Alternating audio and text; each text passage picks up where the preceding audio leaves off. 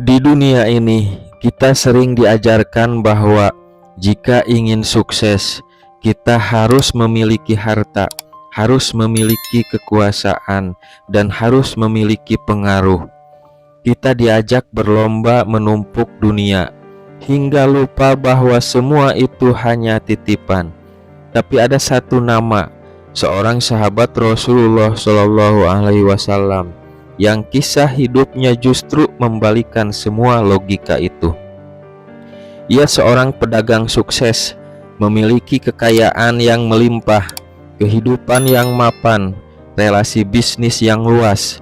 Namun, ketika cahaya iman mengetuk hatinya, ia tinggalkan semuanya. Bukan karena kehilangan, tapi karena menjual dunia demi surga. Namanya adalah Suhaib bin Sinan Ar-Rumi, atau lebih dikenal dengan Suhaib Ar-Rumi. Ia bukan termasuk sahabat yang sering disebut-sebut dalam buku sejarah populer. Tapi jika kita mendalami kisahnya, kita akan temukan pelajaran yang begitu dalam tentang keikhlasan, tentang pengorbanan, tentang keimanan yang murni. Tapi sebelumnya, saya harap tonton kisah ini sampai selesai, supaya pesan moral dan hikmah dari cerita ini tidak terlewatkan.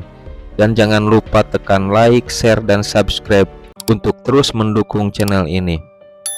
Langsung saja kita ke ceritanya. Suhaib bukan berasal dari bangsa Romawi, meski ia dipanggil Ar-Rumi. Ia dilahirkan dalam keluarga bangsawan Arab dan kabilah An-Namr bin Qasid, dan ayahnya adalah gubernur kota Ubulah di tepi sungai Efrat yang berada di bawah kekuasaan Persia. Saat masih anak-anak, Suhaib dan ibunya menjadi korban serangan oleh tentara Bizantium atau Romawi Timur. Ia ditawan, kemudian dibawa ke wilayah kekuasaan Romawi dan dibesarkan di sana. Di negeri asing itu, ia tumbuh dalam lingkungan asing, budaya asing, dan bahasa yang asing. Ia belajar bahasa Yunani, hidup sebagai budak di kalangan aristokrat Romawi. Tapi ada satu hal yang tak pernah padam di dadanya, identitas keislaman dan akhlak Arabnya yang tertanam sejak kecil. Setelah bertahun-tahun, ia berhasil melarikan diri dari perbudakan dan kembali ke dunia Arab. Ia sampai di Mekah, kota yang saat itu menjadi pusat perdagangan dan kekuasaan kaum Quraisy. Datang ke Mekah sebagai pelarian dan tanpa perlindungan, Suhaib memulai hidup dari titik nol. Ia tidak memiliki harta, tidak memiliki kerabat, dan tidak ada yang mengenalinya.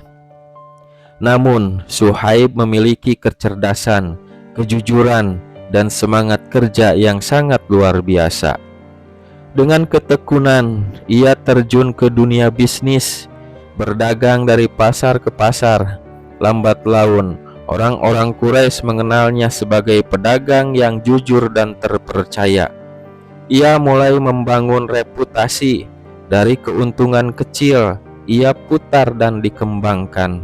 Tak lama, ia menjadi salah satu pedagang kaya di Mekah, padahal ia bukan orang Quraisy. Kekayaannya bukan hanya berupa uang, tapi juga properti, unta dagangan, budak, dan reputasi di pasar. Tapi meski hartanya melimpah, Suhaib tetap bersahaja dan dermawan. Ia tak sombong, ia tak tamak, hatinya tetap rindu pada kebenaran yang lebih tinggi. Ketika kabar tentang seorang nabi baru mulai terdengar di Mekah, Suhaib tak tinggal diam. Ia mencari tahu tentang Muhammad bin Abdullah. Suatu hari, ia mendengar bahwa Rasulullah Shallallahu Alaihi Wasallam mengajar secara rahasia di rumah Al-Arqam bin Abi Al-Arqam. Tanpa ragu, Suhaib mendatangi tempat itu. Dan di sanalah, di tengah lantunan ayat-ayat suci, dan wajah-wajah yang penuh bercahaya. Hati Suhaib tersentuh. Ia masuk Islam bersama seorang sahabat lain yang kelak menjadi panglima besar, yaitu Ammar bin Yasir. Namun keislaman Suhaib tidak bisa dinikmati dalam ketenangan. Begitu Quraisy tahu ia masuk Islam, tekanan langsung datang. Ia bukan bagian dari Quraisy, ia tak punya pelindung, maka mereka pun menyiksanya, memboikot bisnisnya, merampas sebagian hartanya, dan memaksanya meninggalkan Islam. Tapi Suhaib bertahan. Ia tetap sholat, tetap berdagang dengan jujur, dan terus menyebarkan ajaran Nabi dengan diam-diam. Saat Rasulullah SAW memerintahkan para sahabat untuk hijrah ke Madinah, Suhaib sangat ingin ikut, tapi Quraisy tahu jika ia pergi maka hilanglah salah satu sumber kekayaan Mekah, maka mereka menahannya. Quraisy berkata, "Engkau datang ke Mekah sebagai budak miskin dan sekarang engkau kaya. Apakah engkau akan membawa kekayaanmu pergi dari kami?" Suhaib menatap mereka, lalu dengan tenang ia berkata, "Kalau aku tinggalkan semua hartaku, apakah kalian akan membiarkanku pergi?" Mereka menjawab, "Iya." Lalu Suhaib pun berkata, "Ambillah semuanya. Aku tak butuh apapun dari dunia kalian. Aku hanya ingin Allah dan Rasul-Nya." Dengan tangan kosong, ia meninggalkan seluruh hartanya, untanya, rumahnya, dan kebunnya. Ia menyusuri padang pasir sendirian demi mengejar satu hal, yaitu ridho Allah. Sesampainya di Kuba, Rasulullah SAW melihat Suhaib datang dengan wajah lelah tapi penuh dengan cahaya. Rasulullah tersenyum lebar dan berseru, "Robiha Suhaib, Robiha Suhaib. Sungguh beruntung Suhaib, sungguh beruntung Suhaib." Langit pun ikut bersaksi. Allah menurunkan wahyu dalam surah Al-Baqarah yang artinya, "Dan di antara manusia ada orang yang menjual dirinya untuk mencari keridhaan Allah, dan Allah Maha Penyantun kepada hamba-hambanya." Di Madinah, Suhaib kembali berdagang, tapi tidak seperti dulu. Hartanya tidak sebanyak sebelumnya, tapi jiwanya lebih tenang. Ia menjadi sahabat setia Rasulullah SAW. Ia ikut dalam perang Badar, perang Uhud, dan Tabuk. Ia adalah sahabat yang tangguh dalam jihad dan lembut dalam akhlak. Suhaib dikenal sebagai sahabat yang gemar bersedekah secara diam-diam.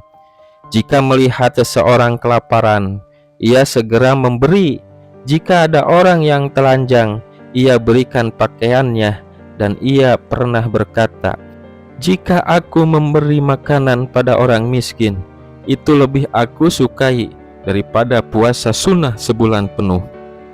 Ketika Umar bin Khattab terkena tikaman dan wafat, ia menunjuk Suhaib sebagai imam sholat untuk kaum muslimin selama masa pemilihan khalifah. Ini adalah bentuk penghormatan besar dari Umar terhadap Suhaib. Suhaib hidup hingga masa pemerintahan Utsman bin Affan. Ia wafat dengan tenang, meninggalkan warisan yang tak bisa dihitung dengan angka. Warisan keikhlasan, warisan keteguhan iman, dan warisan teladan tentang arti pengorbanan. Sahabatku sekalian, dalam kehidupan kita yang dipenuhi persaingan, tuntutan dunia, dan keinginan untuk diakui, kisah Suhaib datang sebagai reminder yang begitu dalam bahwa kemuliaan sejati bukan terletak pada banyaknya harta, tapi pada apa yang rela kita lepaskan demi Allah Subhanahu wa Ta'ala. Suhaib mengajarkan bahwa menjual dunia bukanlah kehilangan, tapi perniagaan yang paling menguntungkan jika niatnya karena Allah Subhanahu wa Ta'ala. Ia telah menjual rumahnya, hartanya, statusnya, bahkan rasa amannya hanya untuk bisa hidup bersama Rasulullah dan mendapatkan ridho Allah Subhanahu wa Ta'ala.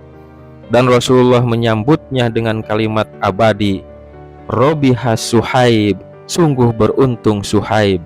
Semoga kita pun mampu menjadi bagian dari orang-orang yang berani memilih Allah di atas segalanya, karena mereka itulah yang tak pernah merugi. Jika kisah ini menyentuh hati kalian, jangan lupa tekan like, bagikan kisah ini, dan subscribe agar kita bisa terus menyebarkan kisah-kisah luar biasa dari sejarah Islam lainnya. Sampai jumpa di kisah-kisah berikutnya, insya Allah. Wassalamualaikum warahmatullahi wabarakatuh.